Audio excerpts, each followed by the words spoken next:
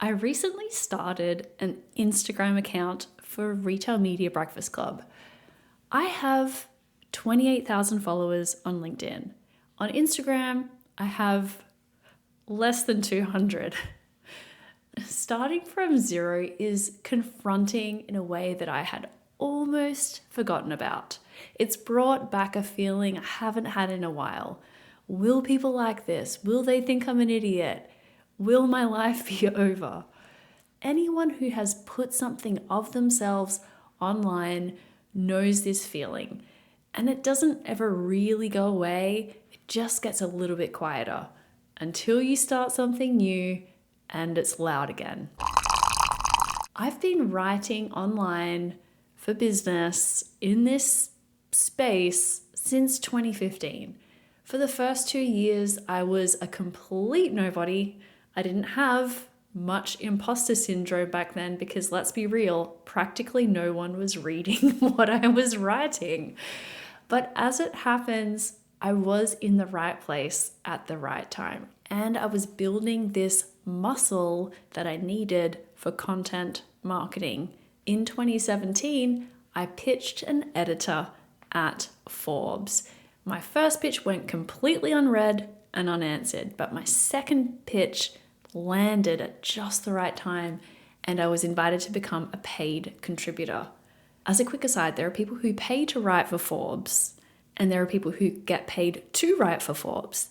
I was the latter, and the fact that this distinction requires explanation still bothers me, and yes, that is definitely my own defensiveness speaking. But anyway, even after I had got that column placement, practically no one knew who I was. No one trusted me. I had no money for marketing. I had no investors. I had few credentials, but I produced a brand for my fledgling marketing agency out of this writing, out of this educating. And it took a couple of years of writing into the void before anything resembling traction showed up. Today, I'm going to address a few questions that I get from people in the space who are curious about my process, curious about how they can build their own content muscle and get past the imposter syndrome. This is something I'm personally super passionate about sharing.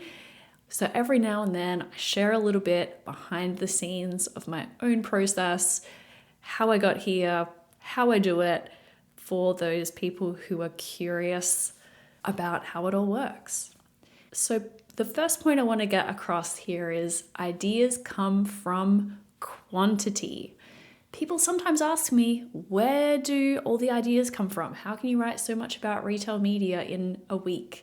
And honestly, this question kind of fascinates me because I have this huge list of things that I want to write about that far exceeds my capacity to publish in advance. And inspiration can come from anywhere. I'll be listening into a virtual panel and there'll be some scrap of a sentence someone said that I write down. Or be sitting in a webinar and I'll think, what if I delivered a retail media wrap report as an actual wrap? I write it down, I sit with it. Most ideas don't make it. TBD on whether that particular one will. So here's the thing, whether you need taste before volume or whether volume is actually how you develop taste, that is a more nuanced conversation for another time. I have a view on it and it might not be popular, but I do think that once your eyes and ears are attuned to what is potentially an interesting topic, you start to see it all around you. Point number 2, ideas also come from not totally getting it right the first time. Corrections and mistakes happen. Let's be real, at 4 or 5 articles a week, there are lots of trade-offs that I need to make. I never want to be inaccurate, and when I am, I correct it. But more often, what the comments surface is that there's more to the story. A part 2, a slice of history that I missed, a perspective that I had flattened, and I welcome that. For example, last year in August, I wrote about Rufus and its memory capabilities. And things have changed remarkably since then. And I wrote a retake this week for the drum about what has happened since then and some of the perspectives that people brought into the comments of that first take. That retake is more valuable than the original piece. And there's more examples of areas where there's been a little bit more dissent on what the real kernel of an issue is.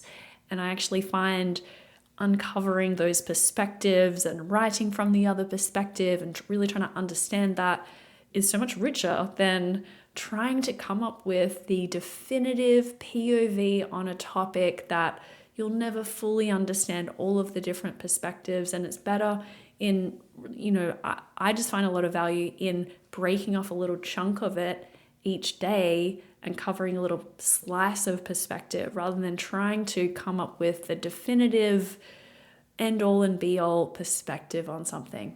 And this also means we're in this very fast moving space that there is an infinite amount of content if you're willing to revisit your own thinking and welcome different points of view.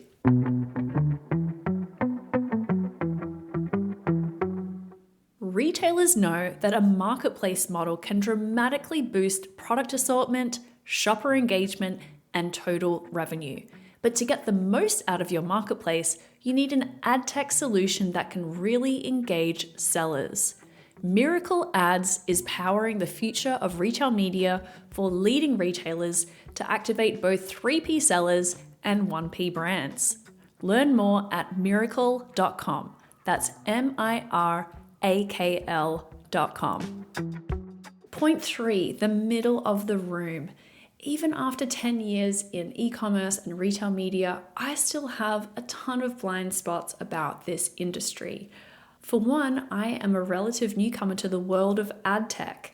And last year when I first started out with Retail Media Breakfast Club, I wasted hours and hours of very smart people's time asking very basic questions about how the retail media ad tech ecosystem worked because I really didn't know, I didn't understand it.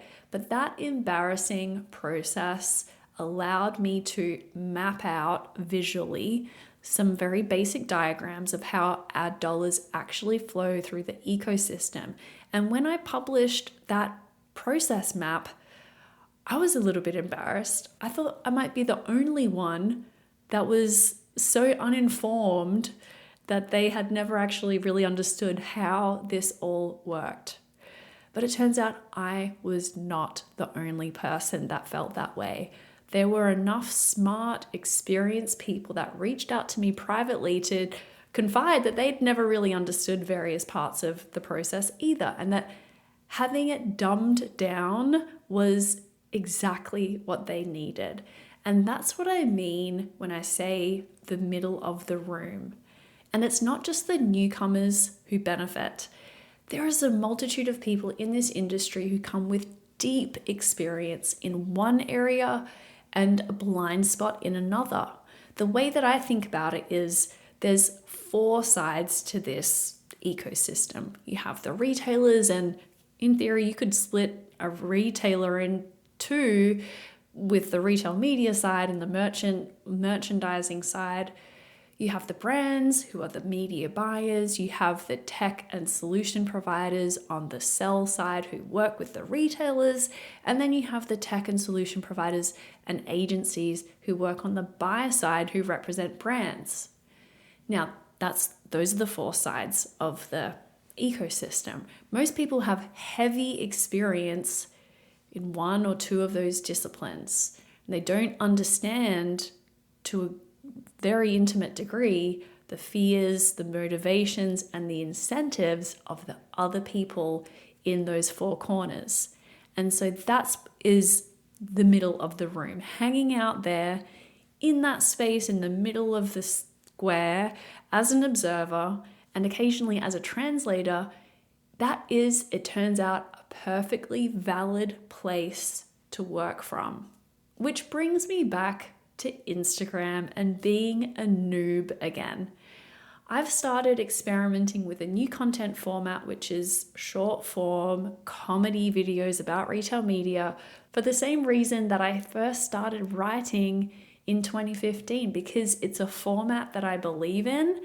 And the only way to get good at something is to be bad at it first, publicly, for longer than it feels comfortable.